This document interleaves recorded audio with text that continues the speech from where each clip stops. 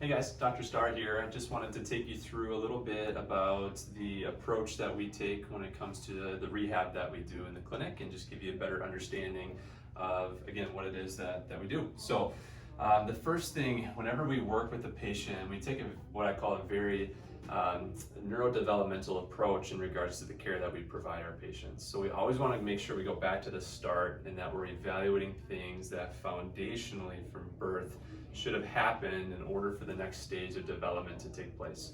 Too often providers will go right into the top here and they do treatment or training up at the cortex level, and that might be beneficial for a patient, or a certain patient might benefit for a period of time. But if there's things foundationally at the bottom that are off, that's going to affect their long-term outcome. And so the first thing that we always address, both with our examination and evaluation and then treatment, are primitive reflexes. And so these are reflexes that are there when a baby is born. A lot of people have heard of like a rooting reflex, where if you stroke a baby's cheek, they're going to turn to feed. Or you put a finger in their palm, there's a palmar grasp reflex where the baby grasps the finger. And so there's about 7 or 8 primitive reflexes that we're routinely checking to see if, both in a kid, also in an adult, if that happens to be there. And so the first step in our rehab process is making sure that we're working to integrate these reflexes. And a lot of this really resides within the brainstem area. Now the next stage, as our brain develops, it really develops from the top down on our brainstem and then from the back up towards the front. And so the second step in the second phase of our rehab is around core stability and balance. This area of the brain back here is called the cerebellum, that plays a big role with our core stability and with our balance. Think of a baby as they start to get older and they start to develop, 5, 6, 7 months old and on. They start to learn the process of rolling over, sitting up, pulling themselves up, and then eventually walking, and that involves a ton of core stability. And so we need proper stability and balance in order for, again, the next stage of development to occur. And so the last stage and the last step that we look at is up at the top here. And this is what I call the hemispheric imbalance piece, where we're looking at left brain, right brain activity. Do we have one side of the brain that's working better or stronger than the other? And do we have a weakness or deficiency that's there? Ultimately, our goal is to get towards addressing that and achieving better balance of the brain. But again, if you're not looking at the bottom here and working from the bottom up and building that foundation, you're not going to get the results that you can get.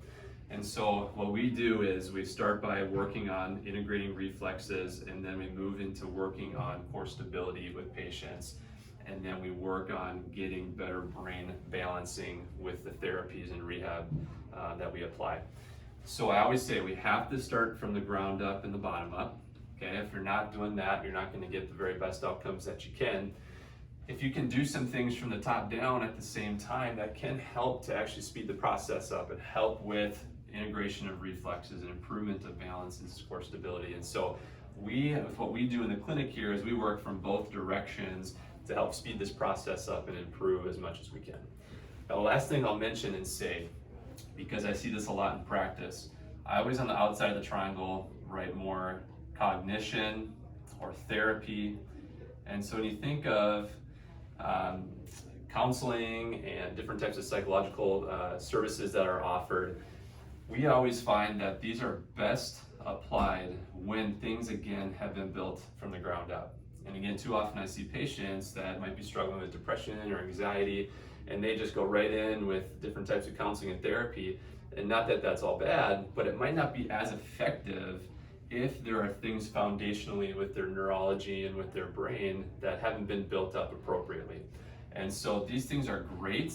We recommend these for our patients, but we always want to make sure that if there's anything foundationally that's off, that we're working on that first before we begin to apply those services. And so this is the step-by-step approach we take. I feel strongly that if your provider isn't doing that, you're not getting the very best outcome that you can. And so I strongly recommend that if you yourself or have a child or someone you know that's struggling with things from ADHD, autism, anxiety, depression, anything along that spectrum, that we're first evaluating for any primitive reflexes that might be present and from there, building this thing from the ground up to ultimately achieve better balancing in the brain and allowing someone's brain to function as well as it possibly can. So thanks for your time. Hope you learned something new today.